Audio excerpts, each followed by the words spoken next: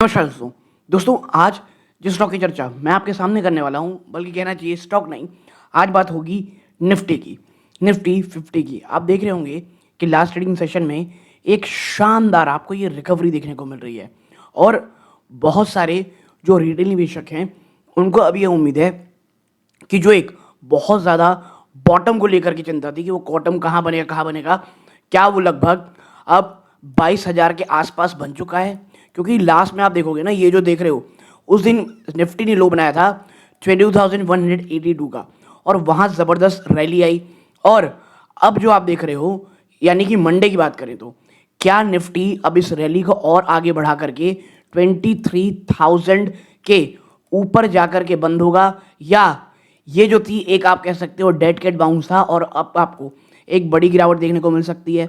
देखो, सिग्नल तो साफ साफ ये दिख रहे हैं कि एक बड़ी गिरावट शायद आपको देखने को मिले, चाहे वो गिफ्ट निफ्टी हो, चाहे वो जियोपॉलिटिकल इशू हो, लेकिन कुछ यहाँ पर होप है। वो क्या होप है? अगर वो नहीं बनती है तो मार्केट कहाँ तक गिरेगा? पिछले हफ्ते एफआईआईज कितनी हैवी सेलिंग करके गए हैं और कैसे डीआईएस आप कह सकते हो बहुत बड़ी मात्रा में यहाँ पर लड़ाई कर रहे हैं। तो निफ्टी 50 में क्या हालचाल है, क्या ओवरऑल सिनेरियो है, क्या डेटा पॉइंट्स हैं, इन तमाम चीज़ों में चर्चा करूंगा। आप इस वीडियो को लाइक ज़रूर कीजिएगा, हाइप ज़रूर कीजिएगा, औरों के साथ शेयर ज़रूर कीजिएगा। नाउ अब आते हैं कि भाई साहब चल क्या रहा है। देखो, अगर आप देखें तो जो ऑनेस्ट आंसर सबको पता है कि भाई कोई भी प्रिडिक्ट नहीं करता स्टॉक मार्केट क्रैश में क्या होगा, ठीक है, वो भी एक स्पेसिफिक डे में। हाँ, अगर कोई क्लेम कर रहा है तो भाई साहब वो या तो वो फर्जी आदमी है या तो फिर वो क्या ही बोलें उसको। तो यहाँ पे एक कॉम्प्रिहेंसिव ब्रेकडाउन है कि चल क्या रहा है। देखो, सबसे पहला है द ग्लोबल बैटल ग्राउंड। आखिर लोग डरे हुए क्यों हैं? जो यूएस ईरान कॉन्फ्लिक्ट है, बल्कि यूएस तो खैर नहीं होना चाहिए, यहाँ पे इजराइल होना चाहिए। यूएस एक वेसल स्टेट बना हुआ है ईरान का। ये जो चल रहा है, जो सबसे बड़ा कह सकते हैं आप खतरे को जो लगातार बढ़ा रहा है, वो सिर्फ एक ही चीज़ है, वो है ब्रेंट क्रूड ऑयल। वो 110 मार्क को तोड़ चुका है या और इसके ऊपर जाने की कोशिश कर रहा है। और भारत जो एक ऑयल इंपोर्टिंग नेशन है, आपको पता होगा ये कितना ज़्यादा परेशान कर सकता है।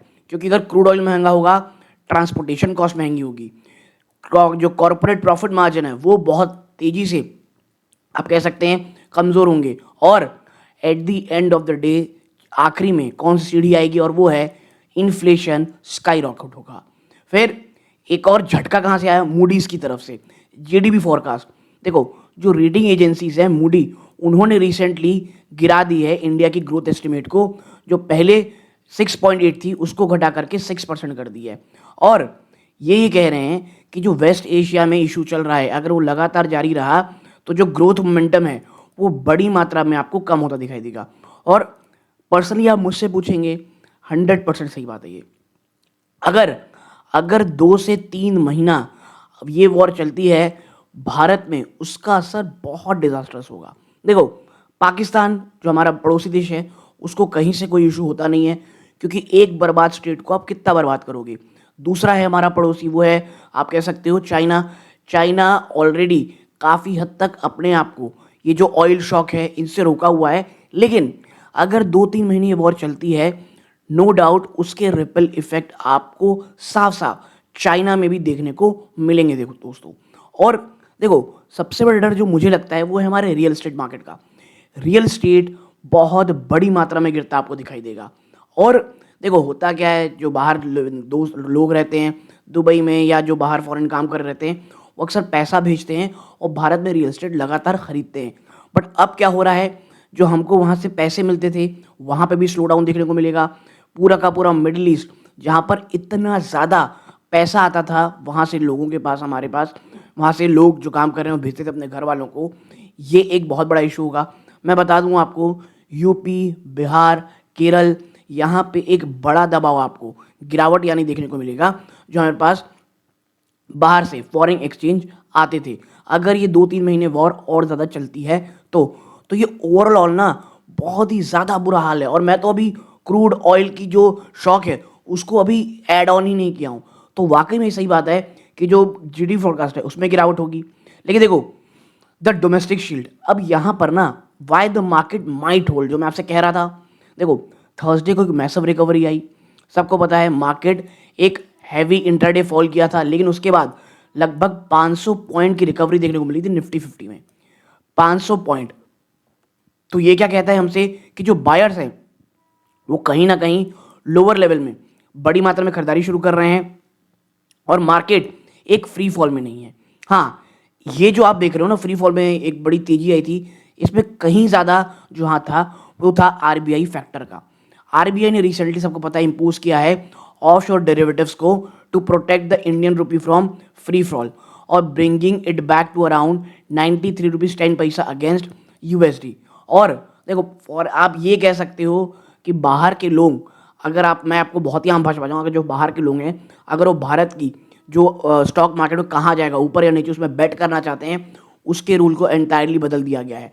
आपको अपना नाम जब तक अगर आप नहीं दिखाना चाहते हो, अगर आप जो मॉर्गन स्टैनली इनके थ्रू अगर आप डेरिवेटिव्स करते थे, अब आप नहीं कर पाओगे। ठीक है ना। मोर ओवर, जो आरबीआई की मॉनेटरी पॉलिसी कम्युनिटी है, उसने भी अपनी मीटिंग शुरू की है 6 अप्रैल को, यानी कल।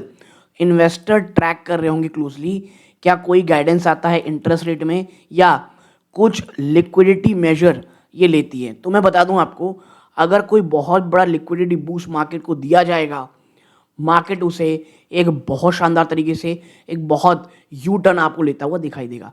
और मैं यही कह रहा हूं कि ये 2-3 चीज़ ऐसी हैं जिसे मार्केट होप कर रहा है शायद होल्ड करे। फिर टग ऑफ वॉर, और ये एक वाकई में वॉर चल रही है बिटवीन एफआईआई सेलिंग और डीआईआई बायर्स के बीच। फॉरेन इन्वेस्टर लगातार अपना पैसा निकाल रहे इमर्जिंग मार्केट से ग्लोबल रिस्क के कारण, जिस कारण आपको भयंकर गिरावट देखने को मिल रही है। डीआईआई जो रिटेल इन्वेस्टर हैं, वो अभी जो सुपर पावर रखे हुए हैं अपनी, जहां पर एफआई लगातार डंप कर रहे हैं Indian mutual funds, insurance companies, और हर दिन वो निवेशक जो एसआईपी कर रहा है, एग्रेसिवली बाई कर रहा है इस डिप को, एब्जॉर्बिंग एक large share of selling pressure. ठीक है। नाउ अब आते हैं कहां पर भाई, की इनसाइड ऑन रिटेल इन्वेस्टर। देखो, आपको पता है एफआई ने कितना सेल किया था? एफआई ने सोल्ड किया था ओवर 42,000 करोड़ सिर्फ 4 दिनों में। और ये मैसिव आउटफ्लो है जिसका प्राइमरी ड्रिवन कैसे हुआ था? जो ग्लोबल अनसर्टेनिटी चल रही है और क्रूड ऑयल की प्राइस। और जब एफआईआई सेल अपना बढ़ाते हैं ना, ये बहुत ज़्यादा प्रेशर पैदा करता है लार्ज कैप स्टॉक में, स्पेसिफिकली एचडीएफसी बैंक, रिलायंस और आईसीआईसी बैंक जैसी कंपनीज में। और वहीं डीआईआई का आपके पास सेफ्टी नेट था, वो लगभग 35,000 करोड़ रुपए खरीदे हैं इस सेम पीरियड में। अभी भी 7 करोड़ से ज़्यादा की सेलिंग एफआईआई ने की है। वाइल वो एफआईआई की सेलिंग को रोक नहीं पा रहे हैं रुपी बाई रुपी, लेकिन वो 83% जो सेलिंग प्रेशर उसे खा ले रहे हैं। और यही कारण है आपका मार्केट कंप्लीटली क्रैश नहीं किया अभी तक। आप ये सोच लो कि अभी अगर एज अ डीआईआई हम इसमें इन्वेस्टेड इतना नहीं होते, हम इतनी खरीदारी नहीं करते, एसआईपी हम स्टार्ट नहीं किए रहते, हमारा मार्केट जो अभी फ्रॉम हाइज 15% टूट चुका है, कहीं ना कहीं आपको अभी तक 20% क्रैश होता हुआ आराम से दिखता, और वो भी बहुत ही कम समय में। और चीज़ें और ज़्यादा बुरी होती तो स्टॉक फिर आपको 25% निफ्टी ज़्यादा दिखाई देता। मैं तब की बात कह रहा हूँ जब हमारे पास इतनी लिक्विडिटी नहीं होती, हम अगर 85% जो एफआईआई की सेलिंग है उसे एब्जॉर्ब नहीं कर पाते तो। ठीक है। नाउ अब द गैप ऑन मार्च 31 आपको देखना पड़ेगा, जो मैसिव ऑलमोस्ट 20,000 करोड़ रुपए का सेल ऑफ हुआ है ट्यूसडे को। This was likely due to year end portfolio rebalancing और profit taking by global funds. क्योंकि भाई देखो, 31 मार्च थी, हर कोई अपना पोर्टफोलियो एडजस्ट करता है कि भाई मैं जो टैक्स बचाने चक्कर में जहाँ पे लॉस बुक कर लूँ, ये कर लूँ, जो ग्लोबल हाउसेस हैं वो करते हैं। तो ये चीज़ें थी जिस कारण था taking by global fund before start of the new Indian financial year. तो ये भी एक नेगेटिविटी ऑफ प्राइसिंग हो चुकी है। अब इसका मतलब क्या है भाई साहब टुमारो के लिए? देखो, जो नेट इंस्टीट्यूशन फ्लो है वो वीक है, वो अभी भी निगेटिव है, रफली 7,000 करोड़। ये क्या दिखाता है कि सप्लाई स्टॉक बहुत ज़्यादा है देन डिमांड राइट नाउ।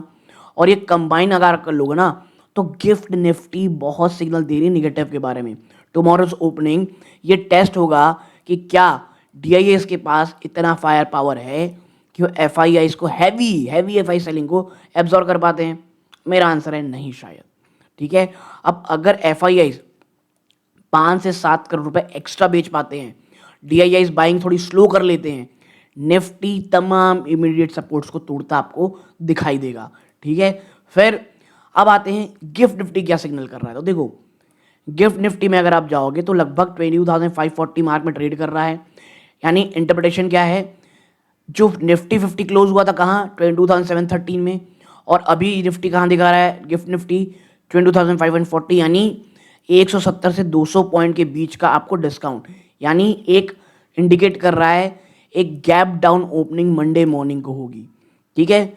और ग्लोबल क्यूज की बात करोगे तो भैया सबको पता है ग्लोबल क्यूज के बारे में क्या ही बोलना।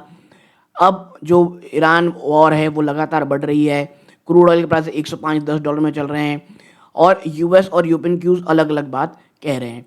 तो एज अ रिटेल इन्वेस्टर आपको क्या जानना है, तो देखो एक गैप डाउन अगर ओपनिंग होती है तो इसका बहुत बड़ा प्रॉब्लम बेस्ड ऑन दी जो हम देख रहे हैं, जो रिटेल इन्वेस्टर हैं उनको ये समझना पड़ेगा अक्सर जैसा मार्केट खुलता है वैसा बंद नहीं होता है।